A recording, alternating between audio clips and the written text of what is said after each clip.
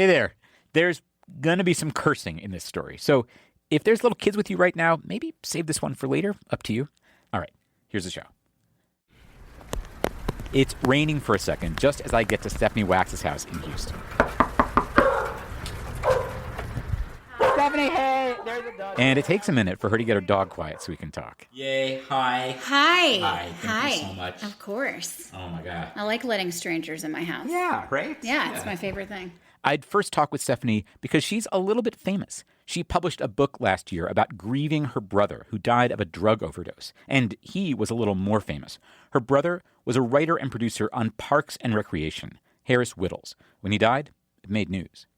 And now, not coincidentally, she's making a podcast about the opioid epidemic. That's how we ended up talking the first time. And it's got people like Sarah Silverman and Aziz Ansari in it who loved her brother. And it's good. But I did not fly to Houston to talk about that. I came to Houston because Stephanie had told me this story, how she lobbied the Texas legislature to make insurance companies cover hearing aids for kids. She's got a hearing-impaired daughter. And I was like, that's a hell of a story. And just before I came, Stephanie sent me some links for background. I'd seen most of them before, but one was a video from some group called Let Texas Hear. It's got her and her husband telling their story, making a pitch. My name is Stephanie Wachs. I'm Michael Wachs. We're married. We have a daughter. Her name is Iris. It's pretty slick. There's a really nice logo. There's experts. I'm Dr. Scott Marquardt. I'm the current president of the Texas Academy of Audiology. And there's a cast of thousands, well, dozens, chiming in at the end. Let Texas hear. Let Texas hear. Let Texas hear. Let Texas hear. Let Texas hear. Let Texas hear. The whole thing. And I was like, oh, this may not be the story I was hoping for. This looks like the hearing aid industry or whatever orchestrated some campaign. And she's just one of the people they got to be in their videos and go to the Capitol. That's how this works. But the answer was no, that's not what it was. That video was made by a friend of hers. The slick logo, Stephanie's husband designed it. This story is the real thing. This is An Arm and a Leg, a show about the cost of healthcare. I'm Dan Weissman. And on this season, we are focused on what I'm going to call self-defense, what we can do for ourselves and for each other right now. Because I got to tell you, the cavalry isn't coming. As I make this season, there are presidential candidates talking about big plans to change American healthcare, but the way I see it, nothing's changing anytime soon. I mean, let's say your dream candidate gets elected, along with their dream Congress, and they pass your dream legislation, and they do it in the first 100 days. Well, let's forget about the odds of all that happening for a second. Let's talk about the timing. 100 days into the next presidential administration is like springtime 2021.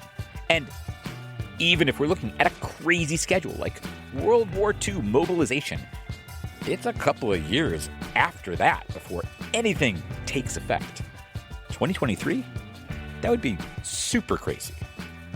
And in a world where any of us or anyone we love could wind up with some kind of serious medical or financial mess like any time, that's a long time to wait for the cavalry.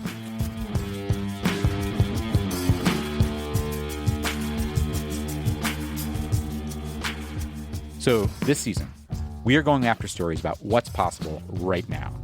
That's going to include stories about fighting off bills that don't seem right. I got one woman who's like a ninja at this, and exploring what is and isn't possible to fight. We're going to have a feature called Can They Fucking Do That? It's going to be pretty fun. And this story about Stephanie Wachs, it begins 5.5 years ago when Stephanie's daughter Iris was born. And she was awesome.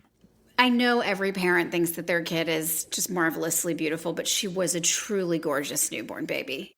The docs had to take her out a little early, C-section, but she's great. Everything was fine. She started nursing immediately, like already superstarring. And this isn't super memorable for most parents, but it turns out hospitals run a million little tests on newborns. They're like, oh, I'm here to do this. Oh, I'm here to test this. Oh, and you're just like, fine, poke and prod, whatever. So they come in and they say, we're going to do her newborn hearing screening. And I think I was like literally in the bathroom. And I was like, just do it. Whatever. I don't care. And they're like, hey, she didn't pass. But a lot of C-section babies don't pass the first time. We'll run the test again tomorrow. Fine. They come back tomorrow. They test her again. Again, she doesn't pass. And at this point, I start Googling. And they test her again. Third day doesn't pass. They're like, look, come back in a couple of weeks for a follow-up. But hey, 95% of babies like this, they ace the follow-up. So don't worry about it. And she gets home, and baby Iris seems fine. There's a loud noise. She responds. Great. But 2 weeks later, after that test, they're like, your baby has mild hearing loss, and she's going to need hearing aids her whole life. Oh, and here's a great big packet of stuff about all the ways kids like yours will struggle. Academically, they miss, up to 50% or more of what's going on in a classroom. And it's not just the classroom. There's things called incidental listening, which is how most babies learn language. They're overhearing conversations. Children with hearing loss have trouble with that. If you're not looking directly at them, they have trouble knowing that you're talking to them. Yeah, and imagine that on the playground. They get a referral to a nice audiology center. Iris gets hearing aids at 6 weeks. And this is where Stephanie and Mike find out that hearing aids are not covered by insurance. They're considered cosmetic, which is insane.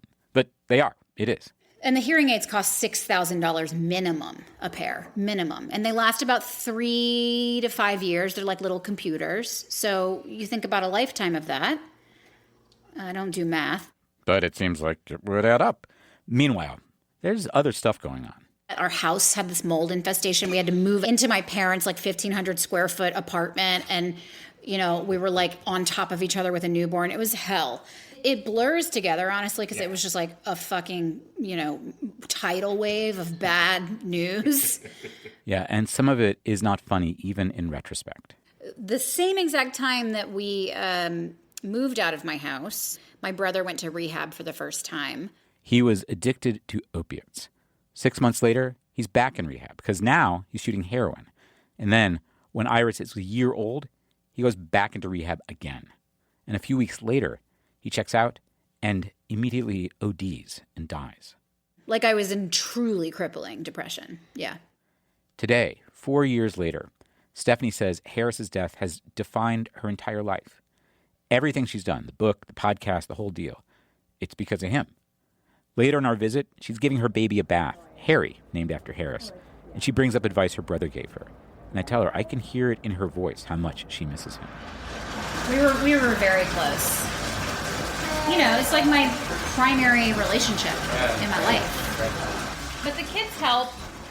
I mean, she's saying this while she's giving her baby a bath. But yeah, Stephanie's kids are going to be 30 before she spent as much time with them as she spent with her brother. So it's a rough time.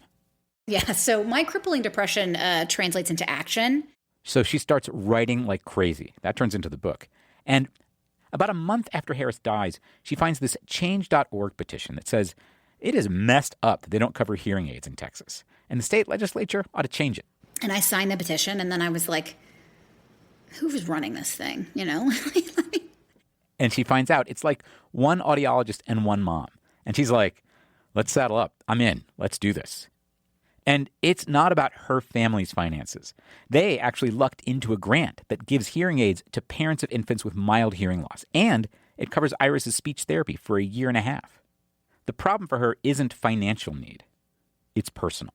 I just needed a place to put a lot of my inability to bring my brother back, my inability to change the fact that my daughter couldn't hear. All of these things happened at once that I couldn't fix. And so here she goes. First thing she finds out, it's late.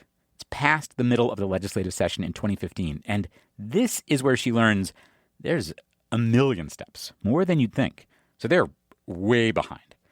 Here's how the Texas legislature works. You start in the House, get assigned to a committee. If you pass there, the bill goes to a calendar committee, which basically just decides, are we going to schedule this to be heard on the floor? A lot of bills die right there. And if it doesn't die there, and it does pass in the House, the whole thing happens again in the state Senate. And they get one victory. The bill comes out of the first committee. But then the clock runs out. There is no time to deal with the calendar committee.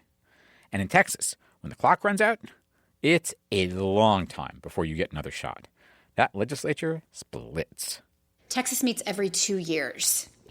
their legislature meets, and for 6 months. So you've got like this very small window to get something done. And so, it's wild and crazy. I'm from Illinois, and our political culture is famously fucked up.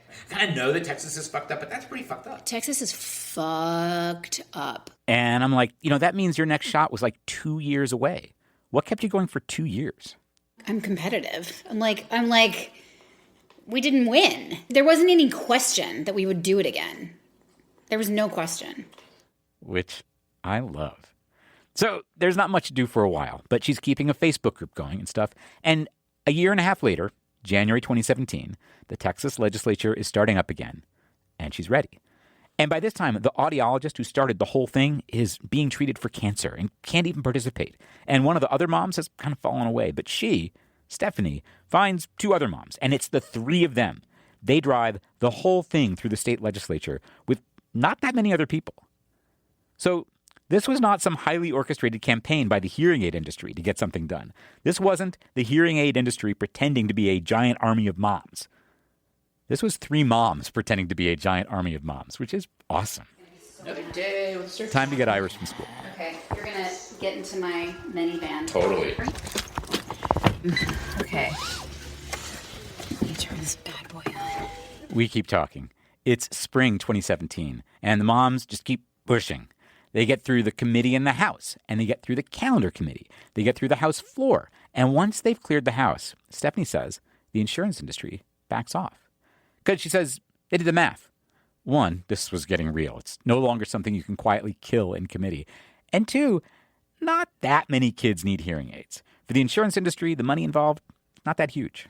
So do we really want to be like the reason why kids are not getting this coverage? And so they sort of softened. Of course, the bill needs a sponsor in the Senate, and they get one. A super conservative Republican, Lois Kolkhorst. Here's a snippet from one of her campaign ads. The disaster on the border cannot be underestimated. Our sovereignty and our security are at risk. I'm Lois Kolkhorst, and I'm not willing to give up 1 inch of Texas to the drug cartels and the human traffickers. Not 1 inch. And Lois Kolkhorst is exactly what they need, because Republicans run the legislature in Texas. If we had like sponsors of the bill who were Democrats, the bill wouldn't have made it.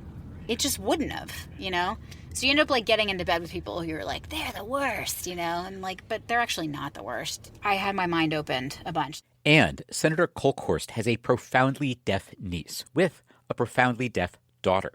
It's a match. And so Stephanie and these moms, they keep doing their thing. Stephanie brings 3-year-old Iris to the Capitol a bunch of times in her little cowboy boots. And we walked around those hallways to every office, and she shook their hands and said, "Hi, my name is Iris, and these are my hearing aids, and I love them, and I use them to hear." And she loves her hearing aids. Like, she's obsessed. They have glitter on them. Like, they're awesome. And it's overwhelming. It's tiring. And, you're constantly just, like, bugging everyone, like, please call, please text, please call, please email. You're just, like, become this broken record, and everyone's on the internet asking for the shit that they want. But the bill is moving. And then this weird thing happens, which is they run into resistance from a really unexpected place. And it looks like it could be pretty serious. Like the day before their big hearing in front of a Senate committee, suddenly everything looks like it could be up in the air. So we'll have more about that right after this. This season of An Arm and a Leg is a co-production of Public Road Productions and Kaiser Health News. It's a nonprofit newsroom that covers healthcare in America. Kaiser Health News is not affiliated with the giant healthcare provider Kaiser Permanente. We'll have a little more on Kaiser Health News at the end of this episode. Okay, Stephanie's going to tell me about how this new, surprising resistance threatened her whole effort. Wait, we've arrived at Iris's school, so no more cursing for a while. Oh, there she is.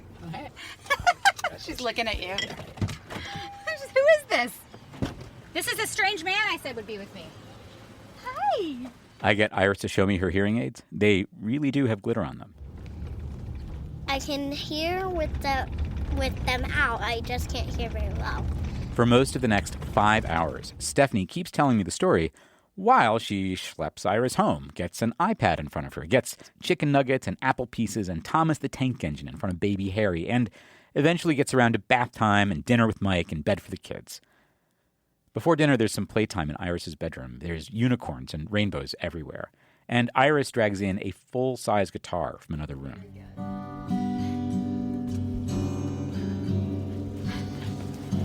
This is my Uncle Hill with his guitar. It was my mom's brother's. He died. We are very sad. And she serenades the rest of us.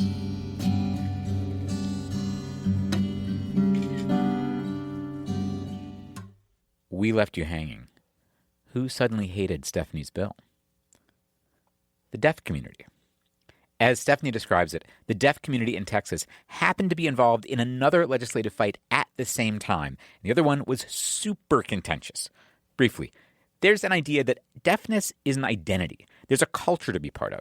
Hearing aids, cochlear implants, you could say they're taking something away. And in the other fight, deaf people with this perspective were fighting with, among others, the Cochlear Implant Association.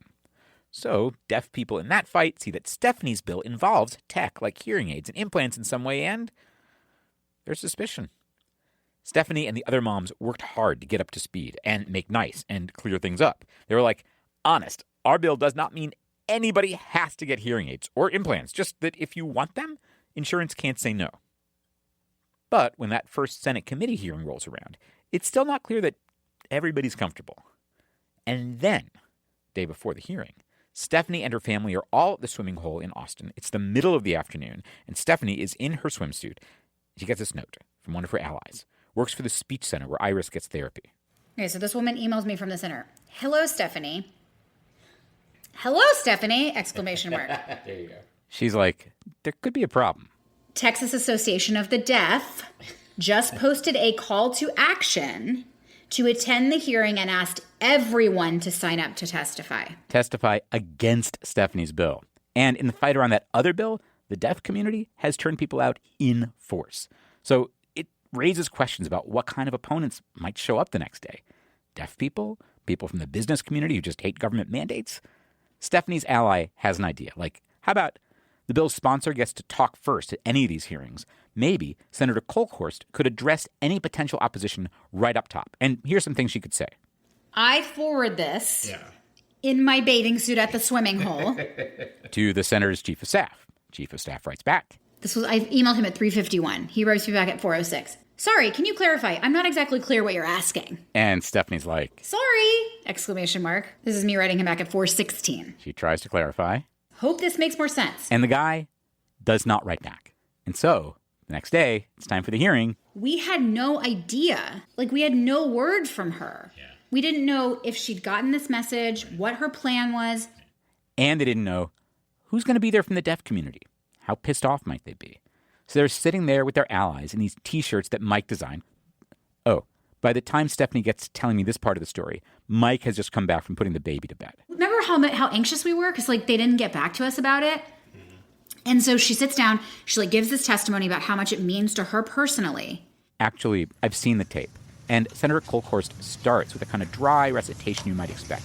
What the bill's going to do, who it serves, and then... I will tell you on a personal note, members, I'm so proud today to have my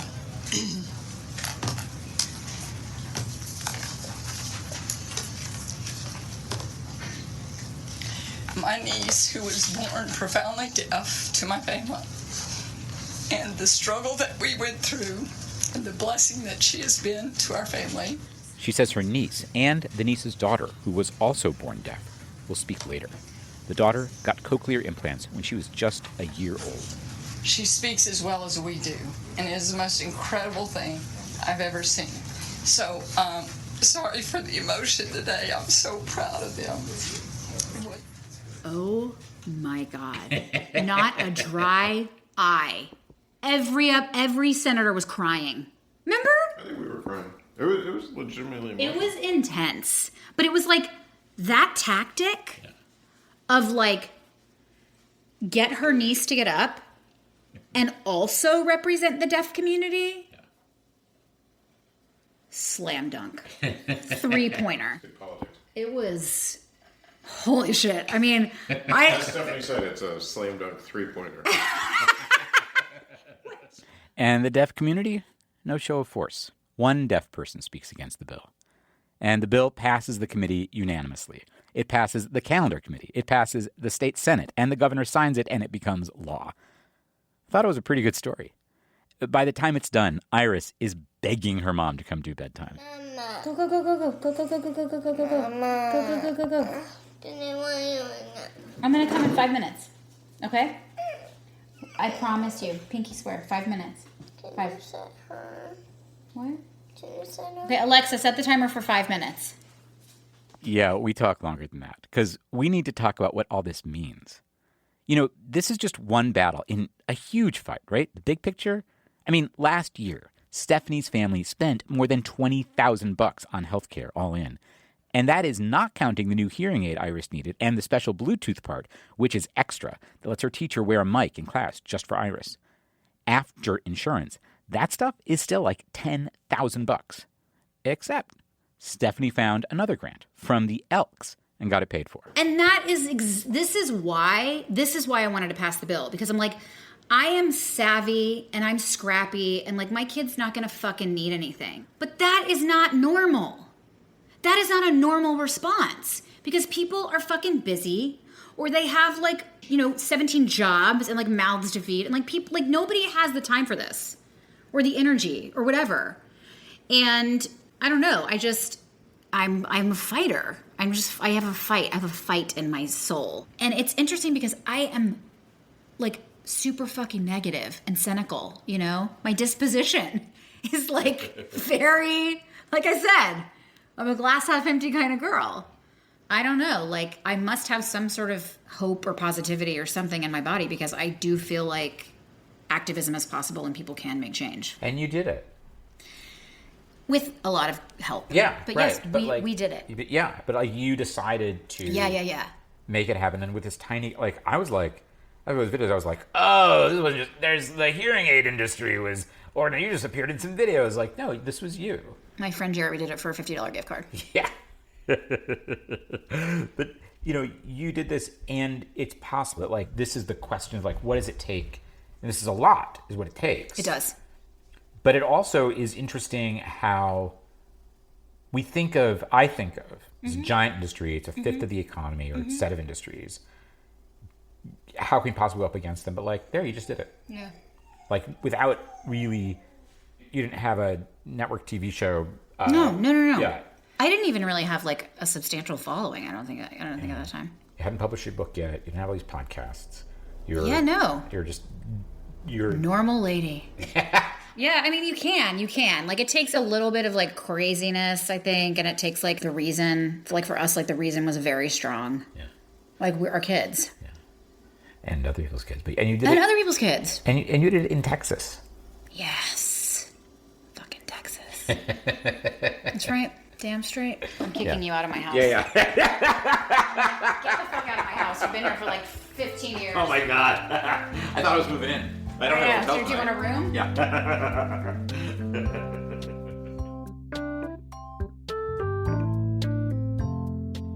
Stephanie Wittels Wachs is the host of Last Day. That's a new podcast about the opioid epidemic. It starts with the story of her brother, Harris Wittels, and then expands way, way out. It is funny and super sad and super smart. Wherever you're listening to this podcast, we'll have a link to Last Day in the description for this episode of An Arm and a Leg. And if you're listening to this show for the first time, welcome. You can find out more about us at armandalegshow.com. And of course, you can subscribe wherever you get podcasts. I'm going to plug an app from the podcast company Acast. They're distributing An Arm and a Leg this season, so we like them. But you do you. Just go subscribe. And while you're there, wherever you are, why not leave us a review? And actually, if you are digging the show, there is one super special thing you can do for us right now. A website called Discover Pods has a kind of People's Choice Awards for podcasts, and this show is a finalist in 2 categories. And one is Best New Podcast, which I am pretty psyched about. But the super special thing is somebody nominated us in the Best True Crime Podcast category, and we are a finalist, which is genius, or as the person who tipped me that we were nominated said, so funny, and yet not funny at all. I mean, This show has no cops, no prosecutors, no defendants. As far as I know, the things we document here, like the price of insulin, do not break any actual laws, which you might say is the real crime here. And it's not exactly victimless. So, I really, really want to win this award, and I need your help. Wherever you're listening to this show, there should be a link to the awards where you can vote. Please, please, please do it. And tell everybody you know. You can find the link at our website, too, and a whole spiel about why we ought to win. armandalegshow.com. Go there, follow the link, vote for us, and then tell everybody you know to do the same thing. If you think the way we deal with healthcare in this country is a crime, let everybody know. And if you're good at Twitter or Instagram or whatever, just go hype the heck out of this. We are at armandalegshow.com. You'll find other cool stuff there too. Head over there, vote for us, and spread the word. Thank you. You rock. Next week on An Arm and a Leg, my neighbor, the healthcare ninja. Meredith Balo wrote to me last year.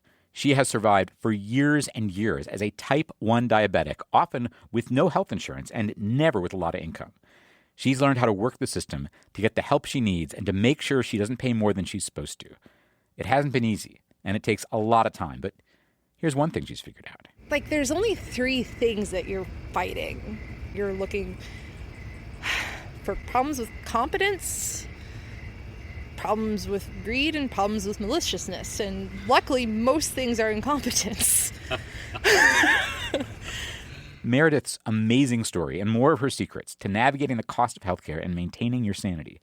That's next time on An Arm and a Leg. Till then, take care of yourself.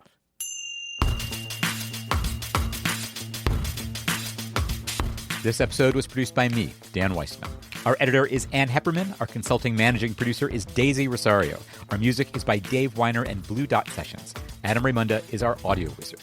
Thanks this week to Stephanie Wittels Wachs for inspiring, or maybe it's gently shaming, me into finally starting to post transcripts of this show to our website.